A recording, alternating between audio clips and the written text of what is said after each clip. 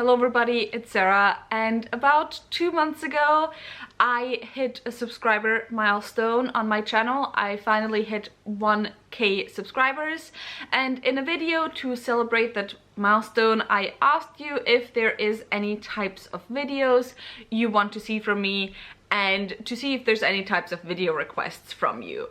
Basically, there were 3 requests I got. The first 2 were to do videos on my favorite book to movie adaptations as well as my least favorite book to movie adaptations. And I have to be honest, I'm probably not going to film a video on that, or if I will film a video on that, I might just smush the 2 types of videos together, because I tried thinking about my favorite adaptations and to be honest, there's not that many. I can think of Lord of the Rings and Howl's Moving Castle off the top of my head. Aside from that, I'm mostly lukewarm on most adaptations I have seen, and on the other hand, there's also not that many movie adaptations I absolutely hate. There's Inkheart and there's Aragon, and even those 2 are still somewhat kind of sometimes comfort movies for me. So, you know, I just don't know if I'll ever get to that request. I just wanted to have that mention here. Just, you know, I guess if more of you still want to see me talk about adaptations, I will do so, but as of right now, it's not in the plans to make a video like that. And the other, or the last request that I got for a video was to talk about my favorite underrated fantasy written by female authors. Now, generally speaking, I think that fantasy by female authors as a whole is very underrated, mostly like adult fantasy by female authors. Obviously, that is why I put such a big focus on those authors on my channel, but also I wasn't sure how much quote-unquote worth there would be in making a video like that, because I do regularly make recommendation videos about female and non-binary authors writing adult fantasy, and obviously I probably wouldn't talk about any books that aren't on those lists already, so I will leave all of those videos linked down below if you're interested. However, I decided regardless to make a video just talking about my favorite underrated books, and just by the nature of what most of my reading is, there is only one man on that list anyway. All other authors are either women or non-binary folks. So that is what we're doing today. Today we are talking about my favorite underrated adult high fantasy books, and to just pretend that my approach is somewhat maybe a little bit scientific, I decided for me an underrated book would be a book that has less than 5k ratings on Goodreads. So I have 10 books that I want to talk about right now, and I'll go by the one that has the most ratings and with the one that has the least ratings, and I'll try to tell you a little bit about each book. So first, I have a little cheat. I have an honorary mention, and that is The Ruin of Kings by Jen Lyons, which actually has, I'm just gonna look down every now and again onto my computer because I have the ratings down here, but it has 10,254 ratings, so double of what I said the underrated threshold is. However, if you split it up with all ratings on the entire series, you get an average of 3,826 ratings per book. So you know what, I'm gonna have this as a cheat. I'm gonna have this as a little honorary mention. The Ruin of Kings obviously is one of my all-time favorite adult high fantasy series. The finale was published this year, and this book is queer adult high fantasy. It's what I would describe it as, at least, and it's kind of hard to summarize what this series is about because each book has a very different, I would say, focus, especially the first 3 books. The last 2 books in style are more like the 3rd book. And with the way these books are mostly written is you mostly have at least one character who is telling a story, and then you have another character who is writing the story down and who is also adding a lot of footnotes to the story. Within the first book, the character who is telling the story is Kieran. When we first meet him, he is in quite a predicament. He is obviously imprisoned, and his jailer demands of Kieran that he tells her his life story. So Kieran starts telling his life story, but the jailer is not happy where he starts. So she then takes turns with him also telling his life story. It's kind of complicated, I know. And his life story basically starts with him growing up in a brothel and then finding out that he is a lost heir to one of the noble houses of his empire. And that also he may be central to a prophecy that was prophesied about the end of the world. I absolutely adore this book. As you all know, I have filmed 2 full reviews on this, so I will leave those linked down below, obviously. But all in all, it's just a chaotic ride with very lovable characters. It's so queer, the world building is really interesting, and yeah, there's just a lot of trauma also. I would definitely look up trigger warnings for this one. The second underrated book I have is The Mask of Mirrors by M.A. Carrick. This is the first book in the Rook and Rose series, and it currently stands at 4,600 ratings on Goodreads. M.A. Carrick is an author duo made up of Alec Helms as well as Marie Brennan. Marie Brennan also wrote, for example, the Natural History of Dragons, the Memoirs of Lady Trent series, which has sometimes been going around in specific circles on BookTube, if you have heard of it. And yeah, this one is, in its essence, the first book at least, a con story. We follow Ren, who is a con artist, and she and her best childhood friend are returning to the city of their childhood. Ren is tired of not having anything, of being worried where the next meal is going to come from, and so on. So she decides to run a long con and con her way into one of the noble families of her city. And while she's doing that, there's also a mystery going on, especially in the poorer quarters of the city where children are vanishing, and when they reappear, they can't go to sleep anymore. So there's a lot going on. You have Ren's story, you have the mystery with the children. This book also has morally grey gang or mob bosses, it has masked vigilantes. There's just a lot of elements to this series, and I absolutely love it. This is another one of the series that I started last year, so in 2021, that has quickly become an all-time favorite, even though the series isn't even finished yet. And I also obviously have a review at least of the first book, so I will leave that link down below and up there. All the reviews, if I have them, of any of the books will be linked, obviously, and I can just highly recommend it. The next book I have is a very old favorite of mine, and that is Wolfblade by Jennifer Fallon, which is the first book in the Hydron Chronicles, or the Wolfblade trilogy. It's known under both names, and with this one we have 3,685 ratings currently on Goodreads. This is a political fantasy series that takes a lot of elements, or well, has a lot of elements that are very similar to Game of Thrones. So if Game of Thrones in terms of political fantasy still scares you a little bit, I can highly recommend this one. I also have a review for it, so obviously linked down below and everything. So in this one we follow Mala Wolfblade, who is the younger sister of the High Prince of the country of Hydra, and as such her role is pretty much seen as one thing, and that is to marry a suitable match to make Hydra more powerful than it currently is.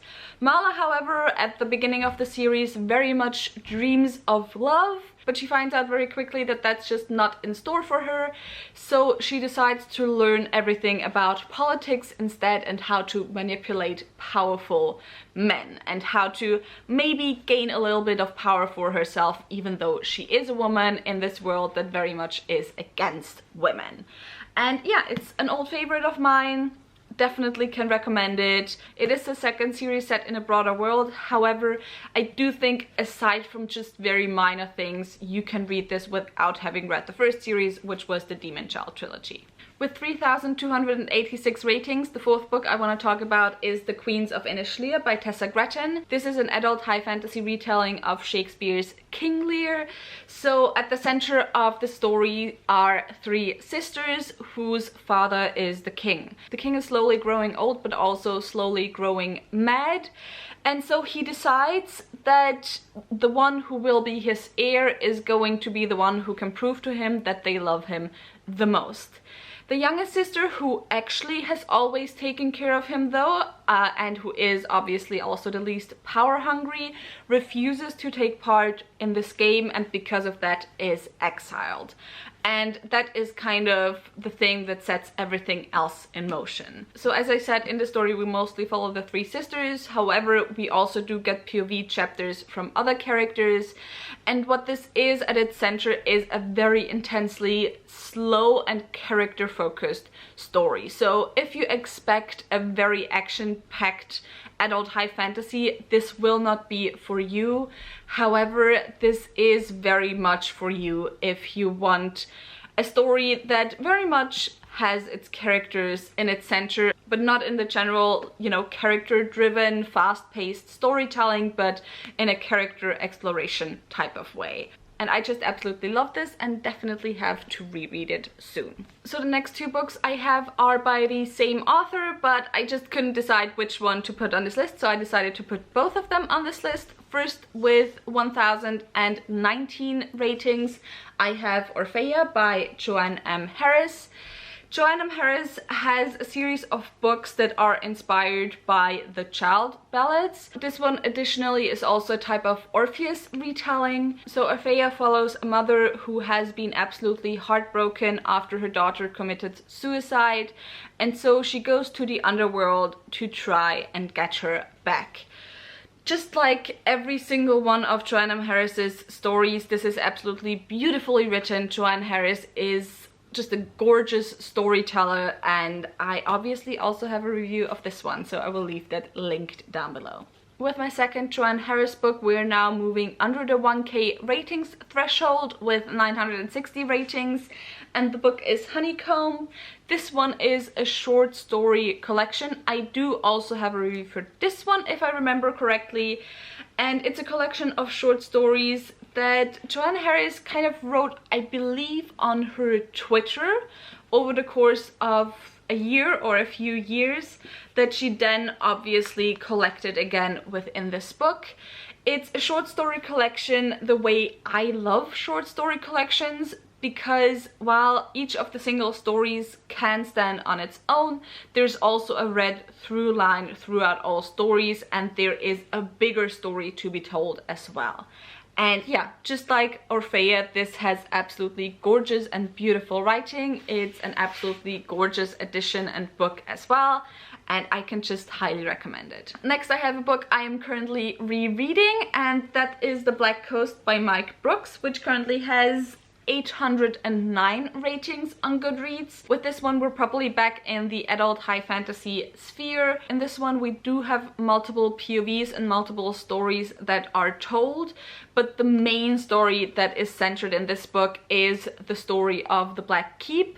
The Black Keep for years has had troubles with raiders that come to, as their name suggests, raid and pillage and to kill people. Now, one day the ships are sighted again. However, the raiders seem to not come to pillage.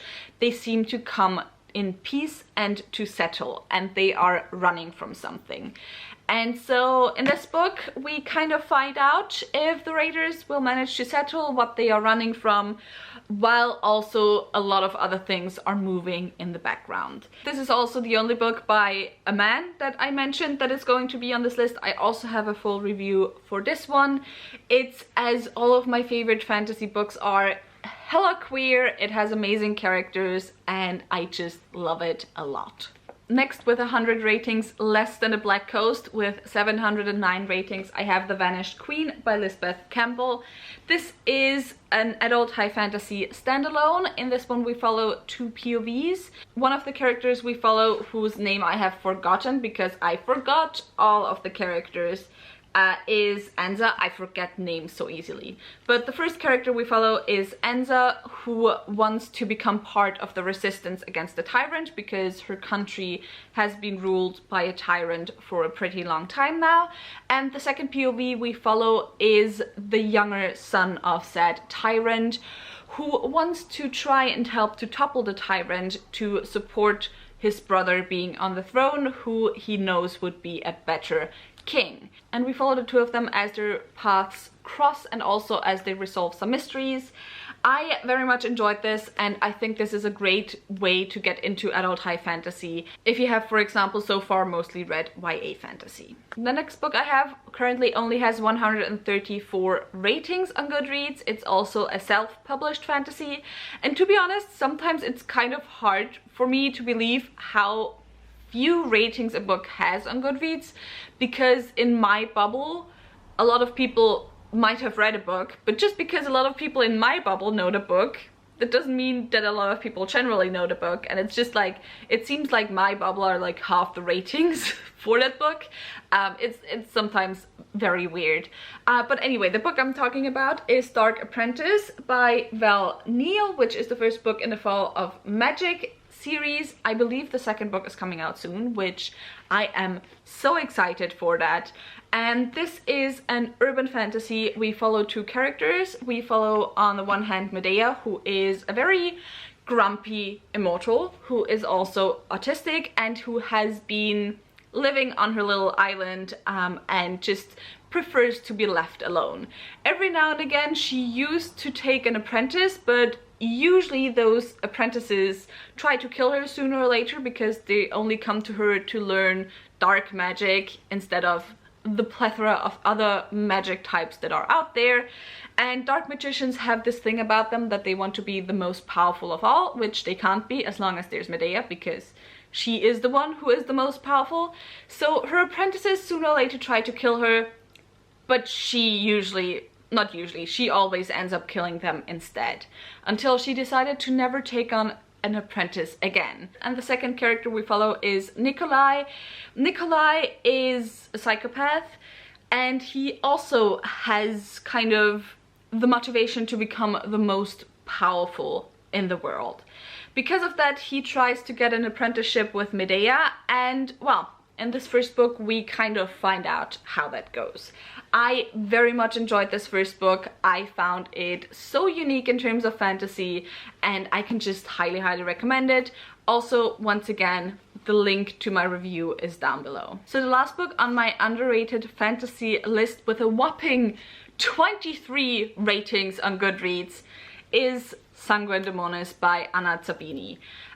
So yeah, it's just a thing with German fantasy. Like, I think aside from Inkheart, there's hardly any German fantasy that has a ton of ratings on Goodreads. So, you know, I guess it'd probably be more accurate to go to maybe Amazon and see how many ratings there were for fantasy, for German fantasy. But even if a fantasy book is a bestseller in Germany, like by a German author, the likelihood that it was ever translated into English is pretty low, so the ratings on Goodreads obviously are usually pretty low as well. But this one additionally also is not from one of the big German publishing houses, but is from an indie publisher. And so yeah, obviously just 23 ratings. However, I absolutely loved and adored this book. Obviously, I cannot stop raving about it, even though most of you probably will never read it because most of you don't understand German. But this story is set in a kind of alternate reality of Vienna, where there's demons. And then you also have demon hunters who are part of an organization that is kind of like proto-fascist. It's kind of hard to explain. But mostly the story is not about defeating demons. It's about the characters and how those characters live within that society and live within that organization and live within that reality with the demons and so on. And it's just an absolutely beautiful book. It's not written in chronological order, so the chapters aren't written chronologically, and I just absolutely love it, and I wish more people would read it. And that was it, I guess, for my 10 favorite underrated fantasy books. If you have any thoughts on any of the books you mentioned, leave them in the comments down below. If you have any fantasy books that you love that have under 5k ratings, leave them in the comments down below as well. If you enjoyed this video, maybe think about giving me a thumbs up and also maybe subscribing. All the links to my social media as well as to my book club of Queens, Witches and Valkyries, where I read one adult high fantasy book written by a woman or genderqueer person per month, will be left linked down below, so go and check those out as well, and I hope I'll see you very soon. Bye!